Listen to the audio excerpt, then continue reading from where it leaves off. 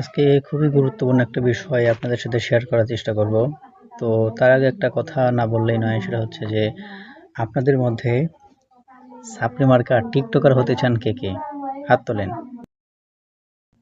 Wait wait wait wait যারা হতে চান তাদের জন্য নিচে দেওয়া এই ভিডিওটা ভালো করে দেখেন, তারপরে শেষে কিছু কথা বলবো।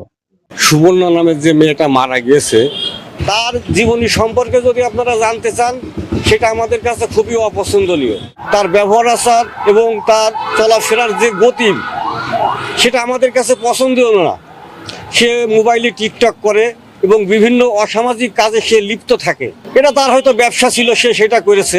কিন্তু সে যখন আমাদের এই স্থানীয় গোরস্থানের কোনো অংশীদার না, সেক্ষেত্রে তাদেরকে আমরা কিভাবে এখানে তাকে জানাজা করতে বা এখানে আমরা গোরস্থানে মাটি দেওয়ার জন্য এটা আমরা আদেশ করতে পারি? এটা অসম্ভব, এটা সম্ভব না।